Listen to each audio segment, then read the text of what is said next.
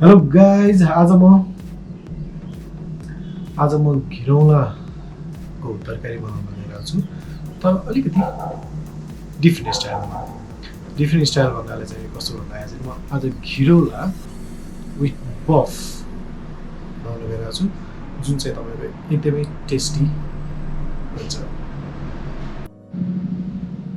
मैले यहाँ घिरौला रफली कट गरिसकेँ अनि अर्को रफली कट चाहिँ मैले गोलभेडालाई पनि रफली कट गरेको छु र लसुन अनि यसको अर्को मेन चिजहरू लिएर आएको छु नि बफ चाहिँ मैले अलिकति मासु प्लस हल्का बोसो भएको मासु चाहिँ लिएको छु र अर्को चाहिने चिजहरू चाहिँ कसो भन्दाखेरि हामी सुरुमा चाहिँ मेथी फुराएर यसलाई स्टार्ट गर्छौँ। मैले प्रेसर कुकर हिट गरिसकेँ। अब म यसमा तेल हाल्छु।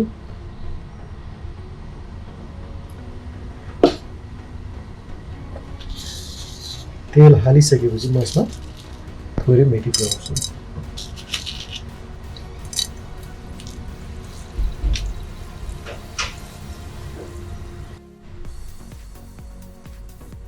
मेथी हाम्रो मजाले फुटिसकेको छ। अब म यसमा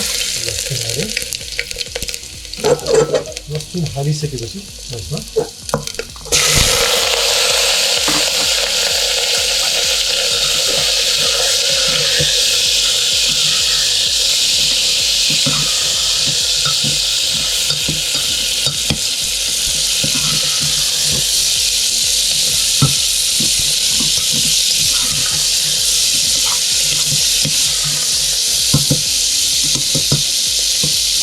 बफलाई अब हामी थोरै बेर दिन्छौँ।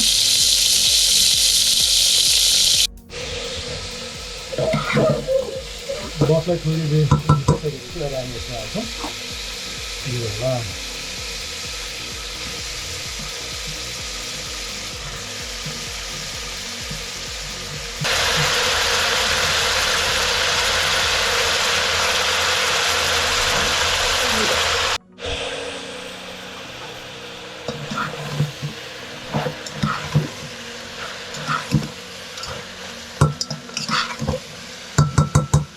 घिरौला सँगसँगै हामी फेरि गोलभेडा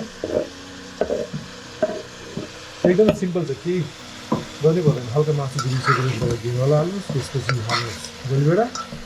अब हामी हाम्रो मसलामा सबैभन्दा फर्स्ट हामी हाल्छौँ बेसार,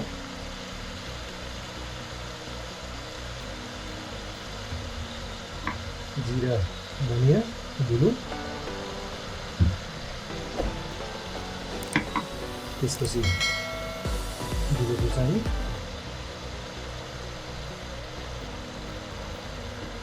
अनि नुन पनि आफ्नो स्वाद अनुसार हाल्नु।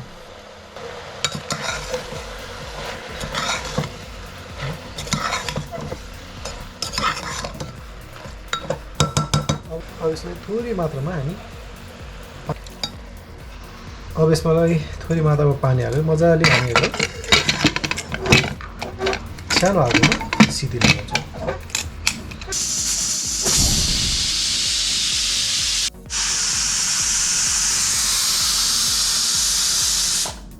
मैले 3-4 सिटी लगाएर यसलाई 5-10 मिनट जति रेस्ट गर्नु लागि अब म यसलाई खोल्छु।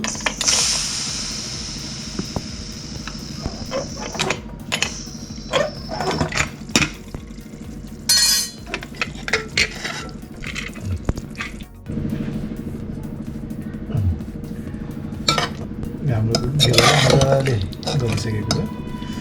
अब हामी यसलाई सर्भ गर्छौँ।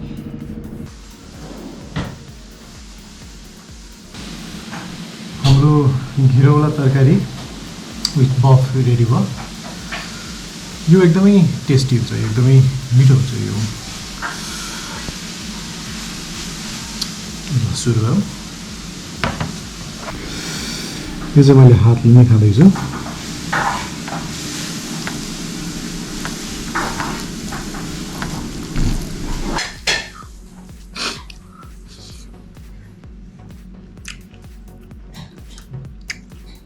टेस्टी एकदम मिठो हुन्छ।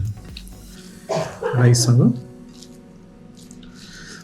यो हामीले पानी एकदमै थोरै मात्रामा हालिसकेपछि प्योर तपाईँको गिरौलाको टेस्ट आउँछ यसमा।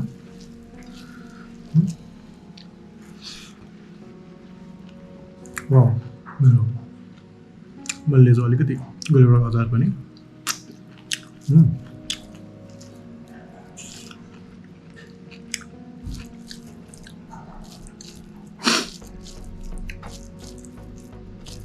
एकदम टेस्टी हुन्छ यो।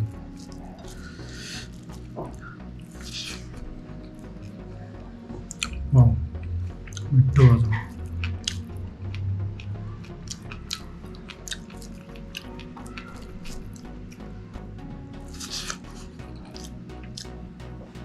यस्तै सिम्पल अनि युनिक रेसिपीको लागि मेरो च्यानललाई लाइक, सेयर अनि सब्सक्राइब पनि गरिदिनु होला।